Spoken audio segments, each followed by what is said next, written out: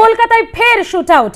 এবার নিজের বান্ধবীকেই গুলি করা হয়েছে এবং জানা যাচ্ছে যে তার প্রেমিকই গুলি করেছে এবং আত্মঘাতী হয়েছে সেই প্রেমিক।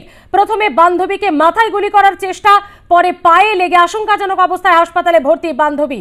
এই ঘটনার বিস্তারিত জানবো, আমাদের সঙ্গে রয়েছে আমাদের প্রতিনিধি সঞ্জনা লাহিড়ী। সঞ্জনা, কলকাতায় ফের শুট আউট, এবার প্রেমিকের হাতে খুন করার চেষ্টা প্রেমিকাকে।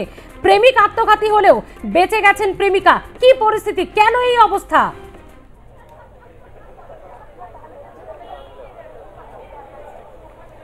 দেখো, 4:45 নাগাদ প্রথমে কিন্তু দেখা যায় যে একটি গুলির শব্দ এবং রক্তাক্ত অবস্থায় ওই যুবতী অর্থাৎ নিকি কুমারী দুবে সে বেরিয়ে আসে এবং ম্যানেজারের কাছে বাঁচার জন্য আর্জি জানায় এবং তখন দেখা যায় যে তার পা বেয়ে কিন্তু রক্ত বেরোচ্ছিল এবং গলগল করে রক্ত বেরোচ্ছিল এবং ইডিএফ হাসপাতালে নিয়ে গেলে জানা যায় যে তার লোয়ার অ্যাবডোমেনে গুলি লেগেছে এবং যে যুবক তার কাছে যেহেতু 9mm পিস্তল ছিল, প্রথমে বন্দুক ছিল সেটা জানতে পারা যায় এবং তারপরে কিন্তু পুলিশকে খবর দেওয়া হয়।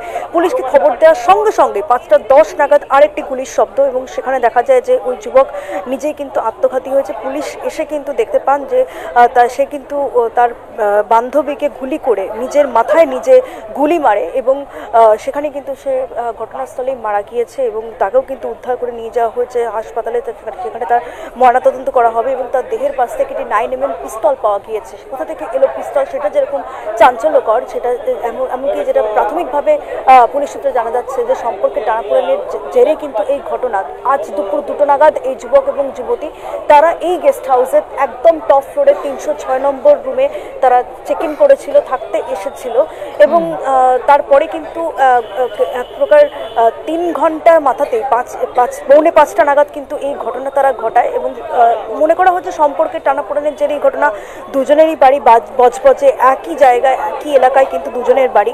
সেক্ষেত্রে পুলিশ কিন্তু ইতিমধ্যেই পরিবারের সঙ্গে যোগাযোগ করেছে।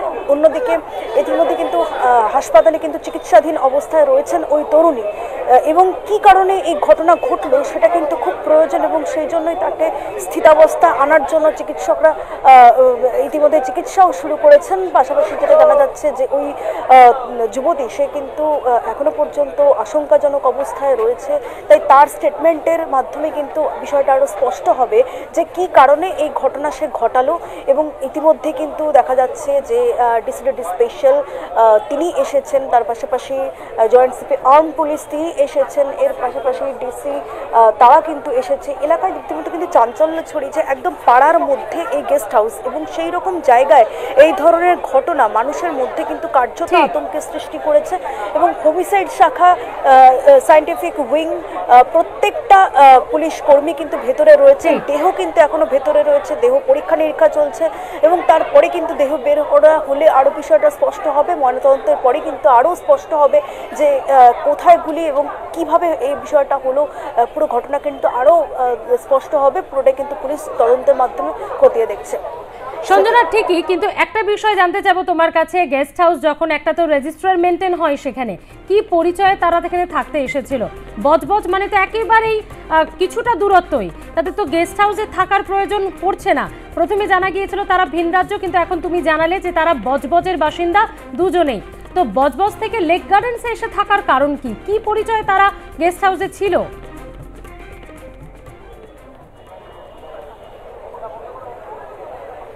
দেখো, ইনিশিয়ালি যেটা এখনো পর্যন্ত জানা যাচ্ছে যে তারা কিন্তু হাজব্যান্ড ওয়াইফ পরিচয়ই আসে এবং সেরকমই কিন্তু রেজিস্টার্ড তেমন নথিভুক্ত করা হয়। পুরো বিষয়টা কিন্তু আরও স্পষ্ট হবে যখন গেস্ট হাউসের কর্তৃপক্ষ তারা কিছু বলবেন। তবে এখনও পর্যন্ত অ্যাপারেন্টলি যেটা জানা যাচ্ছে যে সেই পরিচয় কিন্তু তারা থাকতে এসেছিল। এমনকি পুলিশ কিন্তু রীতিমতো সিসিটিভি ফুটেজ খতিয়ে দেখছে, সেই চিত্রও কিন্তু তুমি দেখতে পাচ্ছ এবং ভেতরে পুলিশ কর্মীরা রয়েছেন। সেক্ষেত্রে অনেক সময় হয় যে বিভিন্ন কারণে মানুষ কিন্তু বজবজ থেকে এখানে আসেন চিকিৎসার কারণে বা এই যাবতীয় কারণে। ইডিএফ হাসপাতাল যেহেতু সামনে রয়েছে, সেক্ষেত্রে গেস্ট হাউসের মালিকদের কিন্তু কোনোভাবেই সন্দেহ হয়নি, কারণ এরকম আশেপাশে শহরতলি থেকে বহু মানুষ কিন্তু চিকিৎসার জন্য এই গেস্ট হাউসে থাকতে আসেন।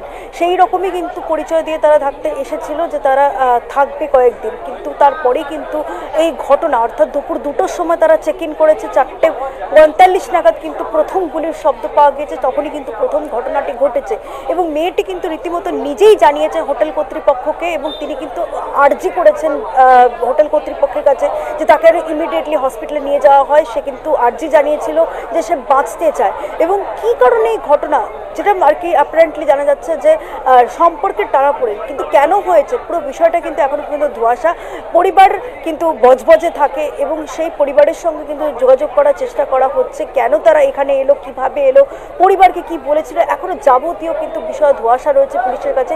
সেগুলো কিন্তু তদন্তের অন্তর্ভুক্ত বিষয়, তাই ক্রমে যত তদন্তের গতি এগোবে তাই এই ধোঁয়াশাগুলো কিন্তু আরো স্পষ্ট হবে, যেটা সার্বিকভাবে জানতে পারা যাচ্ছে। যুবতীর কি অবস্থা? তার পায়ে তলপেটে গুলি লেগেছে এমনটা তুমি বললে, তো কি অবস্থা, চিকিৎসকরা কি বলছেন?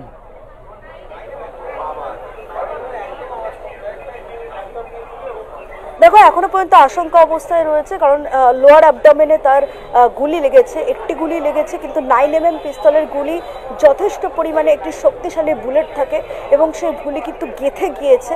সেক্ষেত্রে সেই বুলেট বেরোনোর পরে তার পরিস্থিতি স্বাভাবিক হলে তবেই কিন্তু তার স্টেটমেন্ট নেওয়ার যোগ্য হবে। তবে যেটা জানা যাচ্ছে যে তাই সেই তরুণী এখনও পর্যন্ত কিন্তু আশঙ্কাজনক অবস্থায় রয়েছে, তার অপারেশন চলছে এবং এই সমস্ত যাবতীয় ফর্মালিটিস বা তার আশঙ্কাজনক পরিস্থিতি থেকে বেরোনোর পর সে যখন স্থিতিশীল হবে তখনই কিন্তু বিষয়টা আরও স্পষ্ট হবে। কারণ ওই যুবতী যাকে অ্যাটেম্প টু মার্ডার অবস্থায় রয়েছে, সে তাকে মার্ডার করার চেষ্টা করা হয়েছিল, কেন হয়েছিল তার জবানবন্দি কিন্তু অত্যন্ত প্রয়োজন এই তদন্তের জন্য। সেই জন্যই কিন্তু তাকে যথাসম্ভব উন্নত মানের চিকিৎসা দেওয়ারই কিন্তু চেষ্টা চালাচ্ছে চিকিৎসকরা, যেটা সূত্র মারফত পুলিশ সূত্রে জানতে পারা যাচ্ছে। বেশ, আপাতত ধন্যবাদ সঞ্জনা তোমাকে। পরিস্থিতির দিকে নজর রাখো। বজবজের বাসিন্দা দুই যুবক যুবতী তারা লেক গার্ডেন্সে এই গেস্ট হাউসে এসে থাকা শুরু করে। তবে আজকে দুপুরের পর থেকেই কিন্তু পরিস্থিতি জটিল হয়ে ওঠে।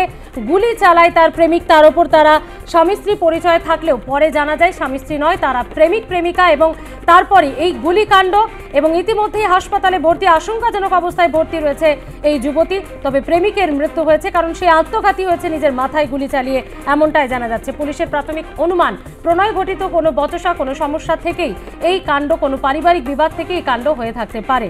এখন পুরো তদন্ত শেষ না হওয়া পর্যন্ত এবং যেহেতু যুবতী এই মুহূর্তে আশঙ্কাজনক অবস্থায় রয়েছে, তাই তার জবানবন্দি ছাড়া বোঝা যাচ্ছে না পুরো বিষয়টি ঠিক কী। ঘটনার তদন্ত শুরু করেছে পুলিশ।